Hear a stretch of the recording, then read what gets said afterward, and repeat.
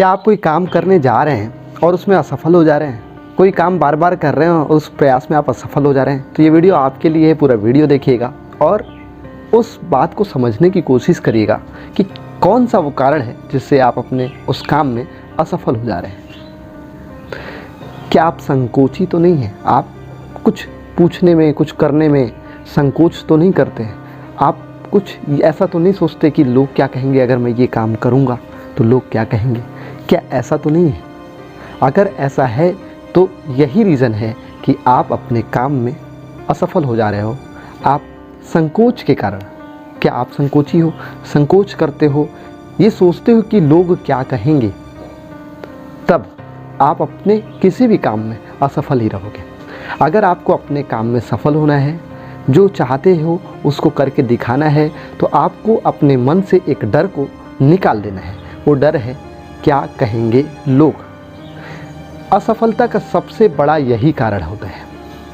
अगर आप अब तक असफल हैं तो इसका मतलब है कि आप इस बात पे ज़्यादा जोर देते हैं, आप इस बात पर ज़्यादा जोर देते हैं कि लोग क्या कहेंगे, और लोग क्या कहेंगे इसलिए से वो आप काम शुरू नहीं कर पाते हैं, या आप कुछ पूछने में, कुछ करने में, किसी से बात करने में संकोच करते हैं, इसलिए आप वहाँ पे असफल हो जाते हैं। तो अगर आप चाहते हैं कि आप सफल हो जाएं तो आपको पहले ये सोचना बंद कर देना होगा कि लोग क्या कहेंगे, और ये अपने अंदर से ये जो संकोच वाली भावना है आपको निकाल देनी होगी।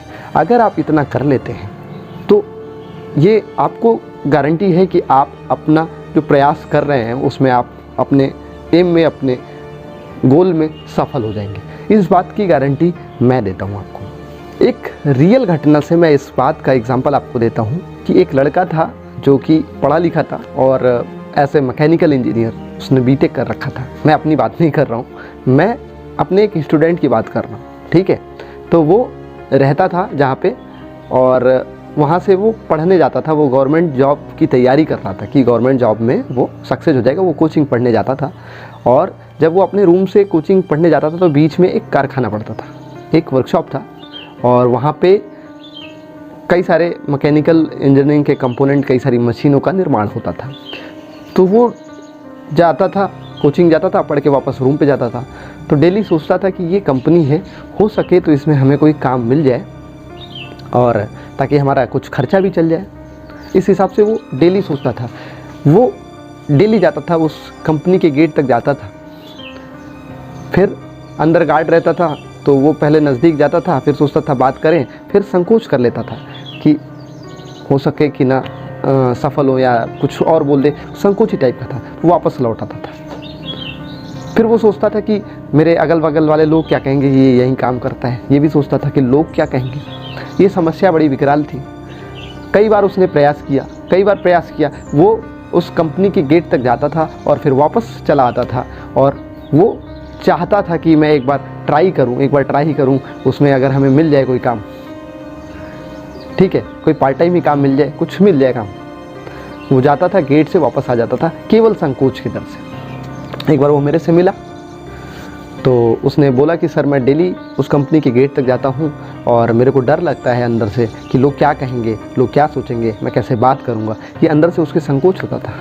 मैं बोला यार, इतने बड़े इंजीनियर, मतलब इतनी बड़ी डिग्री लेकर के, और आप संकोच करते हो तो आप काम कैसे करोगे? पहली बात कि संकोच मत करो, बस ये मानो कि नहीं मिलेगा, ठीक है, हाल चाल लेने के लिए चले जाओ। ये मान लो कि मेरा सिलेक्शन नहीं होगा, एक बार जाके देखते हैं तो होता क्या है। वो मैं उसको थोड़ा सा मोटिवेट किया और वो गेट पे गया तो वहाँ गार्ड बोला क्या करने आए हैं? बोला कि यहाँ पे कोई किसी इंजीनियर की ज़रूरत है क्या? तो मैं अपना इंटरव्यू देने के लिए आया हूँ। बोला कि ठीक है, आप अंदर आके बात कर लीजिए। वो अंदर गया तो इन्होंने बताया कि सर मैंने मैकेनिकल इंजीनियरिंग किया हुआ है, और वो बोले कि मेरे को मैकेनिकल इंजीनियर की ही रिक्वायरमेंट थी, और काफ़ी दिनों से रिक्वायरमेंट थी, और कोई काबिल लड़का नहीं मिल रहा था। अगर आप अपनी काबिलियत साबित कर दें तो उसके बाद मैं आपको नौकरी पर रख सकता हूँ। आपको करना क्या है, हमारे यहाँ जो वर्कर, हमारी जो ड्राइंग्स बन के आती है तो हमारे जो वर्कर हैं वो समझ नहीं पाते हैं। हमारे जो पहले का इंजीनियर था वो जा चुका है, आपको केवल ड्राइंग जो है वो उन लोगों को समझा देनी है, बस इतना ही काम है हमारे यहाँ। तो उसके लिए मैं आपको अच्छा पैसा देने के लिए तैयार हूँ। तो उसने बोला कि ठीक है। बोला कि सर मेरे को क्या करना पड़ेगा, रिज्यूमे वगैरह डिग्री वगैरह देना पड़ेगा, कुछ दिखाना पड़ेगा। बोला कुछ नहीं, ये ड्राइंग है, आप जाइए वर्कशॉप में और चलिए, आप एक बंदे को मैं बुलाता हूँ, उसको समझा दीजिए उसका ड्राइंग, उसको बता दीजिए और उसके बाद आप पे विचार किया जाएगा। तो ये अंदर गया, वर्कशॉप में ले गया, एक ड्राइंग लेके आया, उस ड्राइंग को समझाया, ये जो हमारा स्टूडेंट था वो उसको समझाया और उसके बाद वर्कर को समझ में भी आ गया। फिर कुछ मशीनों के बारे में ये बताया, क्योंकि पढ़ा हुआ लड़का था, ठीक है, अच्छे से पढ़ा हुआ था, ये बताया। तो जो कंपनी का मालिक था बड़ा खुश हुआ, बोला कि मुझे तो इंजीनियर की ज़रूरत थी। और तब ये लड़के ने बताया कि सर मैं अभी गवर्नमेंट जॉब की तैयारी भी करता हूँ, कोचिंग भी जाता हूँ, मैं एज ए पार्ट टाइम सोच रहा था कि पार्ट टाइम मेरे को काम मिल जाए। तो कंपनी वाले ने कहा कि बेटा आप हमारे यहाँ एज ए कंसल्टेंट आप वर्क करो, आप जो हमारे जो टेक्निकल काम है उनमें कंसल्टेंट करो, लोगों को सपोर्ट करो और आप अपनी पढ़ाई भी कंटिन्यू कर सकते हो।